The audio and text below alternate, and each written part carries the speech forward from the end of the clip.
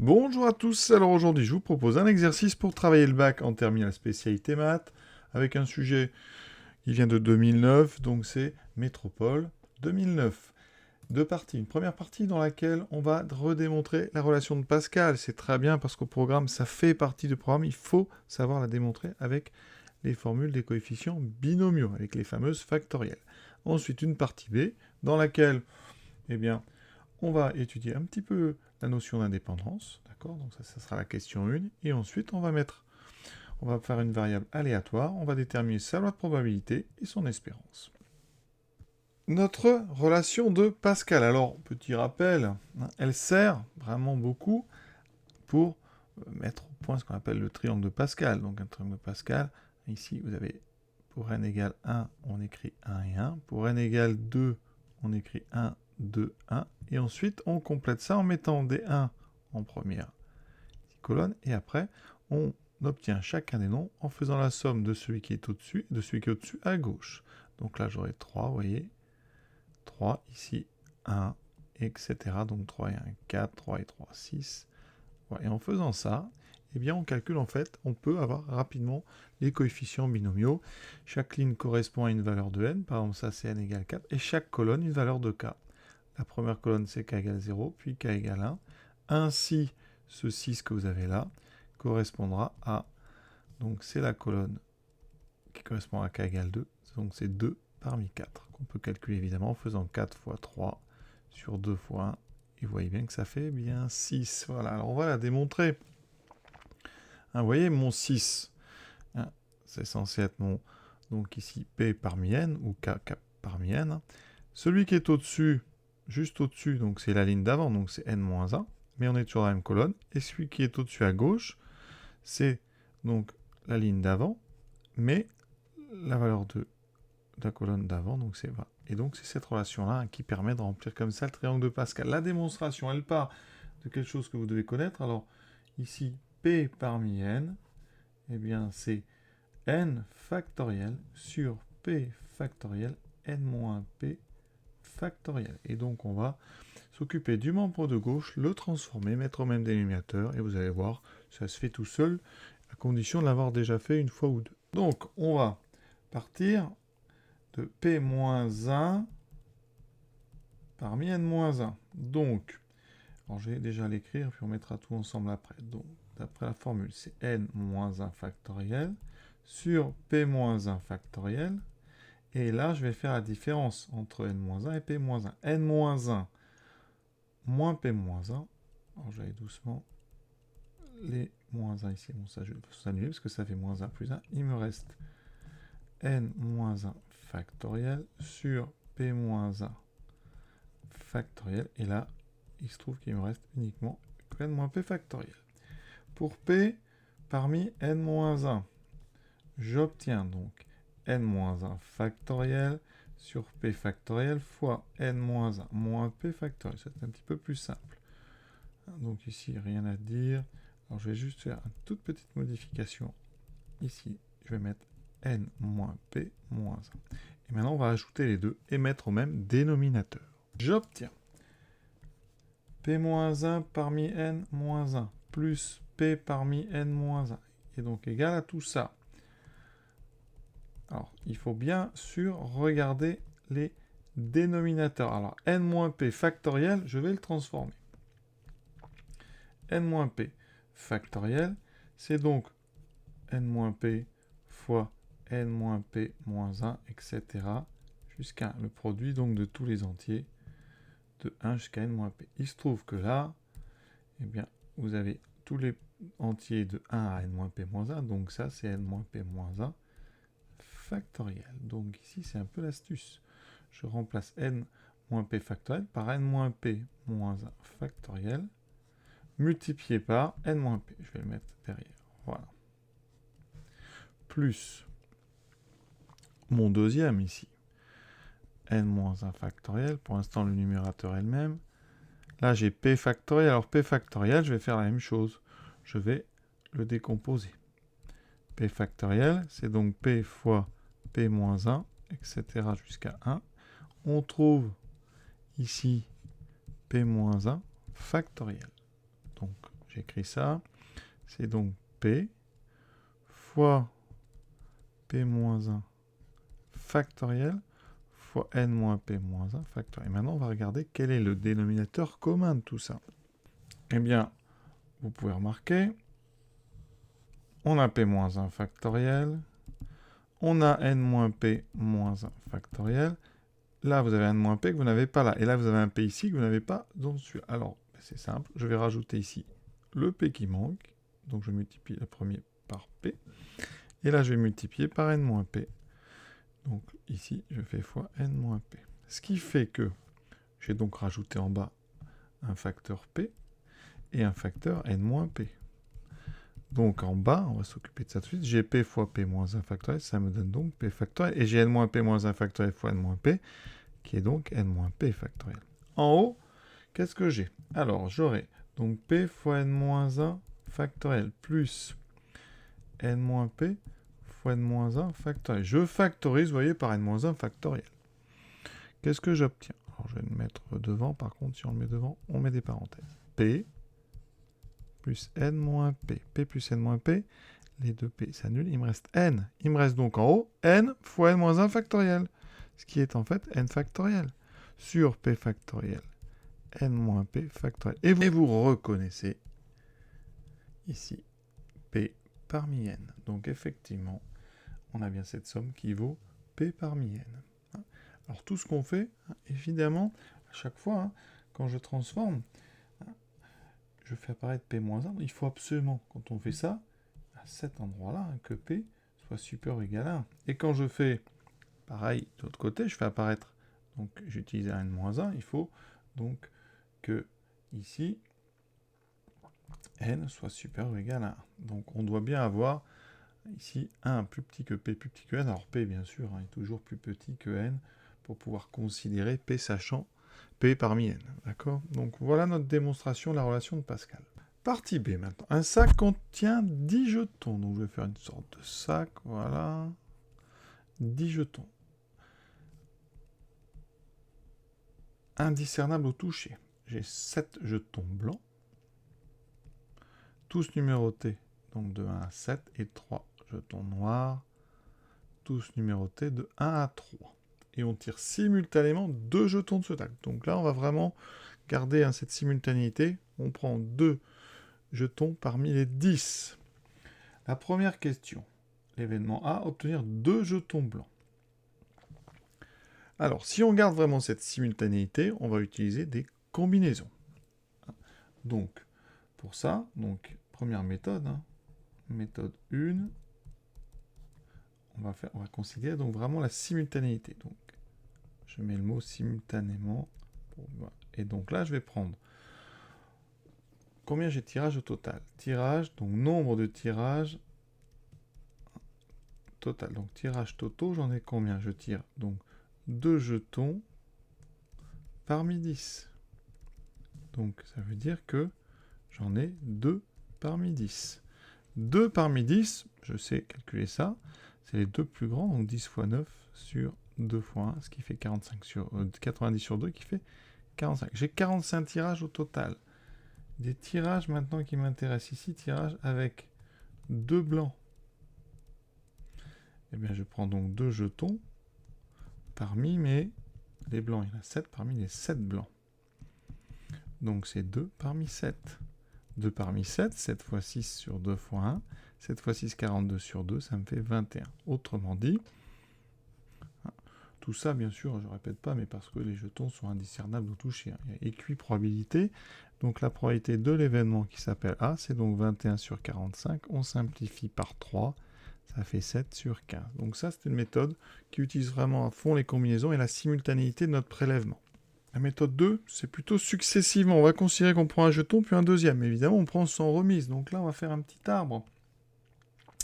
Je prends blanc. Alors blanc, le compteur ici, c'est donc noir. Blanc, noir. Suivi de blanc, noir, puis blanc, noir. Moi, je veux 2 blancs. Donc j'ai emprunté à chaque fois le chemin blanc, blanc. Alors, blanc 1. Donc j'ai un blanc parmi 10. Pardon, 7 parmi 10. La probabilité de mon événement B1, c'est donc 7 blancs parmi 10. Donc maintenant, je vais piocher un deuxième. Hein. Je transforme un petit peu le texte, mais dans les faits, c'est exactement pareil. Hein. Je vais avoir après, dans les mains, les deux jetons que j'ai choisis. Donc ici, B2, alors c'est probabilité de prendre un blanc en deuxième, sachant que j'avais déjà pris un blanc en premier. À ce moment-là, l'urne, à cet endroit ici, hein, l'urne, je vais la faire dessiner, elle a changé. Enfin, l'urne, c'est pas une urne, c'est un sac. Il me reste à ce moment-là 6 blancs et 3 noirs. Donc, on a 6 jetons sur 9. Donc, ça fait 6 sur 9. Ici, quand on circule dans un arbre, on fait la probabilité des chemins qu'on rencontre. Donc, P2, B1 inter B2. Ça sera donc 7 dixièmes fois 6 neuvièmes. Ce qui me fait 42 sur 90. Et si vous simplifiez par 6, bien ça fait 7 sur 15. Donc vous voyez qu'on obtient le même résultat. Il faut faire un peu plus attention et on change un petit peu la nature du texte, même si dans les faits, ça revient exactement au même. Deuxième question, maintenant un nouvel événement. Obtenir 2 jetons portant des numéros impairs. Alors toujours, alors là, ça c'est un petit peu plus long parce que il va falloir regarder un petit peu les jetons, les numéros. Donc méthode 1, donc toujours on prend successivement. Et donc, tirage totaux. Donc on prend toujours 2 jetons sur les 10, donc c'est toujours 45. Et là donc tirage avec que des numéros impairs. Alors qu'est-ce qu'on prend? Des numéros impairs. Alors numéros impairs, j'en ai combien?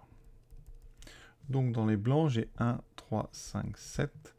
Dans les noirs, j'ai 1 et 3. J'ai donc 6 impairs sur 10. J'ai effectivement 4 paires, 2, 4, 6 et le 2 jetons noirs. Donc j'ai 6 sur 10. Donc tirage impair. Je vais donc prendre 2 jetons parmi mes 6 qui sont impairs. Donc 2 parmi 6, ça fait 6 fois 5 sur 2 fois 1. Ça fait 15.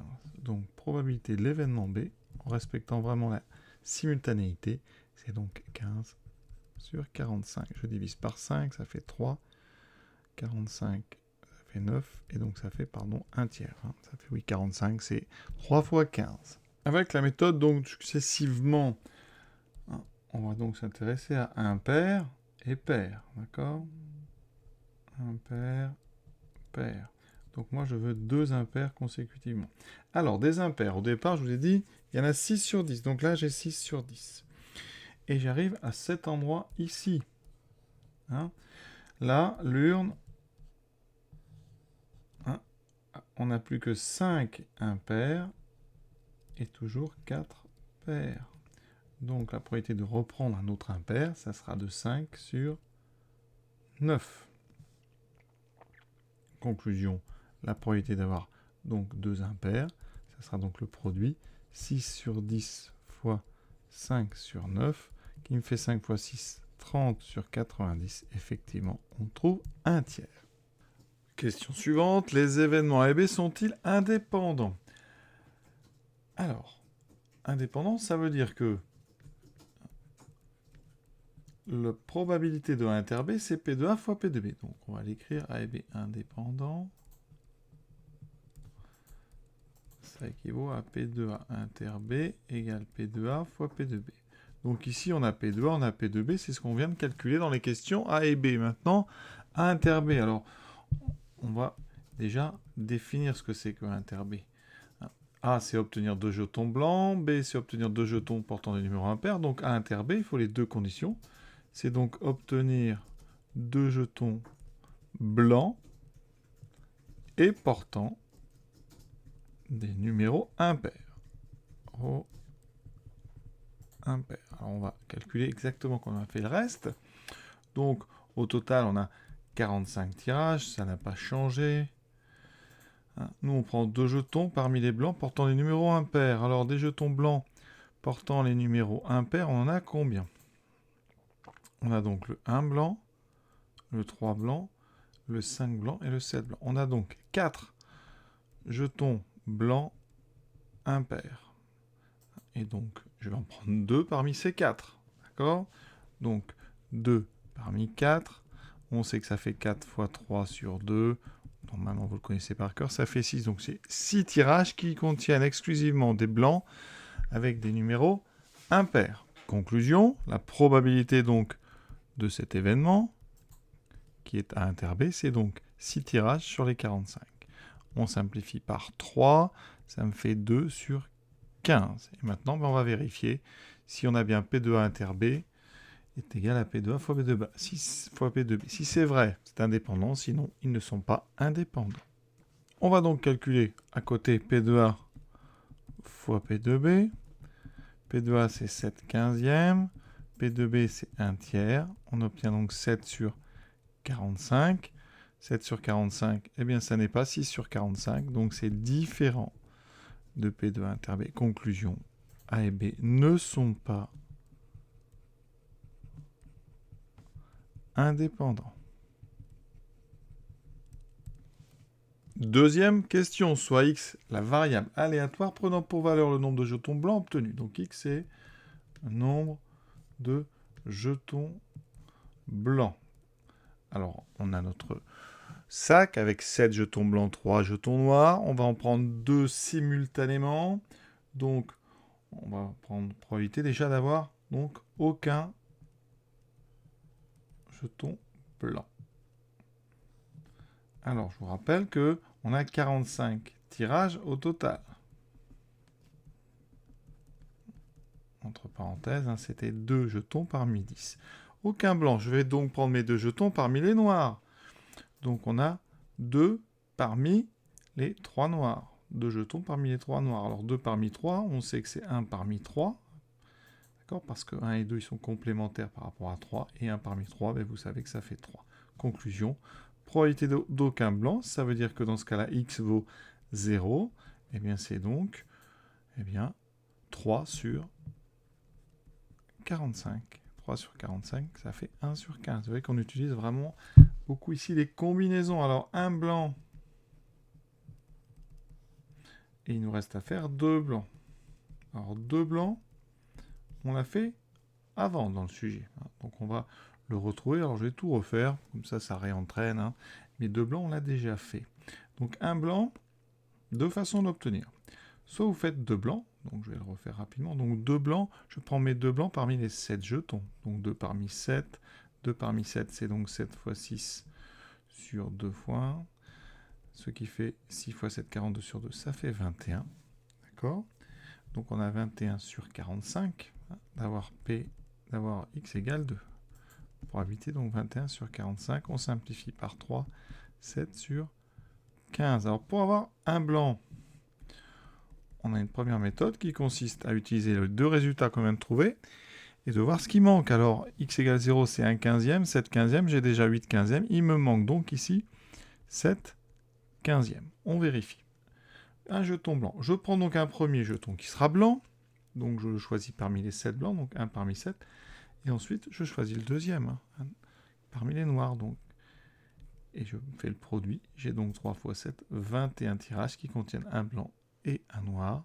Sur 45 au total, on retrouve bien 7 quinzièmes.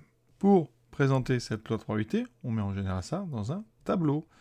Ici, on a donc les valeurs x égale donc à i. P de x égale i. La probabilité d'avoir donc ici, pour i égale 0. La probabilité de 0, c'est donc 1 quinzième. La probabilité d'avoir x égale 1, c'est donc 7 quinzièmes. Et la probabilité d'avoir x égale 2, c'est aussi 7 quinzièmes. Donc voilà ce qu'on peut donner comme résultat. Présenter ce petit tableau ici avec les 3 valeurs que peut prendre notre variable aléatoire x et les probabilités de chacune de ces 3 valeurs en dessous. Sur le vocabulaire de la question, il y a marqué « déterminer la loi de probabilité de x ». Souvent, ceux qui essaient de voir des lois binomiales partout, quand c'est une loi binomiale, la question c'est plutôt « quelle est la loi de probabilité que suit la variable x ?» Ici, c'est « déterminer là ».